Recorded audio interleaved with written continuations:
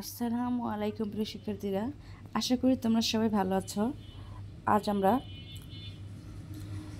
এখান থেকে অধ্যায়টা আলোচনা করবো। তো তোমরা এখনও যারা চ্যানেল সাবস্ক্রাইব করো জলদি চ্যানেলটি সাবস্ক্রাইব করে ফেলো, আর যারা সাবস্ক্রাইব করেছো তাদেরকে অসংখ্য ধন্যবাদ।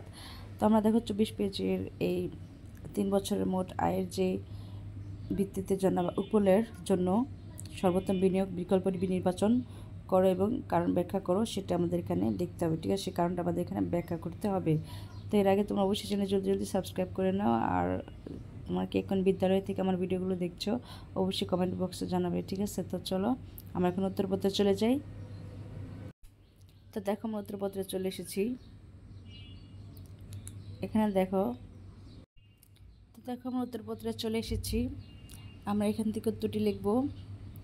ঠিক আছে, এখান থেকে আমাদের উত্তরটি হচ্ছে 3 বছরের মোট আয় ভিত্তিতে জনাব উপলের জন্য সর্বোত্তম বিনিয়োগ বিকল্প হচ্ছে 3 বছর মেয়াদী সরকারি সঞ্চয়পত্র এবং কারণ ব্যাখ্যা করা হলো।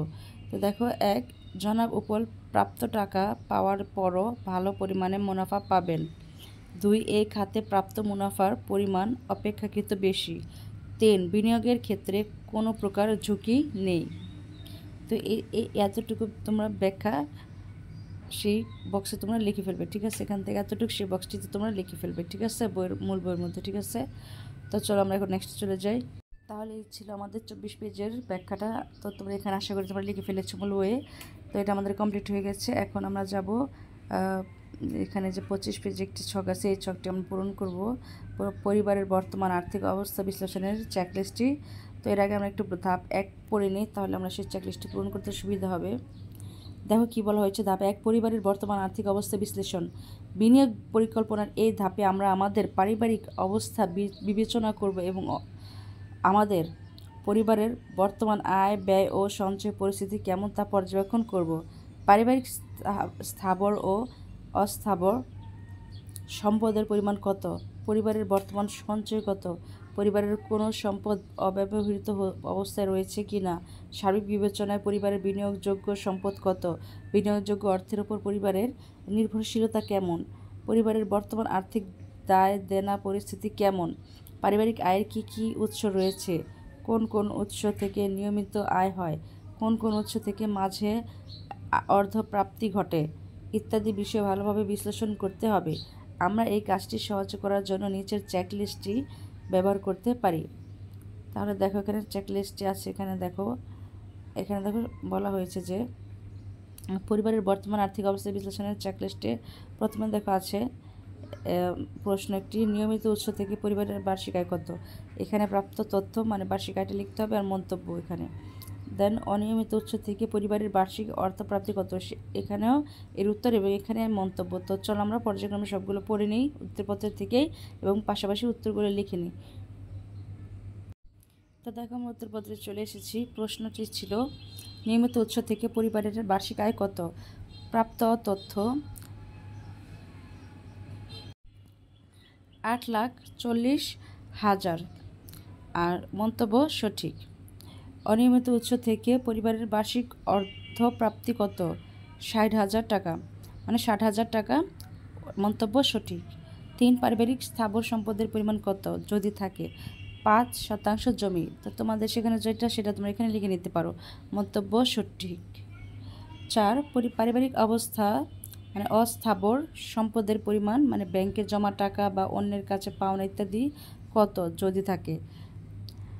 তো আমাদের ধরো এখানে আছে কত, আমি লিখেছি 5 লক্ষ টাকা। তোমাদের যদি এর চেয়ে বেশি হবে কম হয়, তোমরা সেইটা এখানে তোমাদের মতো করে তোমরা লিখে নিতে পারো। ঠিক আছে, এখানে আমি মন্তব্য লিখেছি সঠিক। দেন দেখো, বার্ষিক পারিবারিক ব্যয় কত আবশ্যক যা করতে হবে, সেটা আমাদের কত, 6 লাখ। ঠিক আছে, সেটা আমাদের হচ্ছে 6 লাখ প্রাপ্ত তথ্য, আর মন্তব্য সঠিক। দেন হচ্ছে দেখো 6, বার্ষিক পারিবারিক ব্যয় কত আকস্মিক মাঝে মাঝে করার প্রয়োজন হয়, সেটা কত, 10,000, মন্তব্য সঠিক। তোমাদের যদি যেরকম হয় তোমরা সেটা এখানে লিখতে পারো, আমি একটা অ্যামাউন্ট বসিয়ে দিয়েছি। ঠিক আছে, দেন দেখো বার্ষিক সঞ্চয়ের পরিমাণ কত, এখানে বার্ষিক সঞ্চয়ের পরিমাণ হচ্ছে 1,20,000। ঠিক আছে, 1,20,000, মন্তব্য সঠিক। দেন দেখো 8 হচ্ছে বিনিয়োগযোগ্য অর্থের উপর পরিবারের নির্ভরশীলতা কেমন? মধ্যম। আমি দিয়েছি মধ্যম, তোমরা যেরকম যে পরিবারে সেরকম তোমরা দিতে পারো, ঠিক আছে? মন্তব্য সঠিক। দেন 9 দেখো বিনিয়োগের আয় থেকে পরিবারের ব্যয় নির্বাহ করা হবে কি না?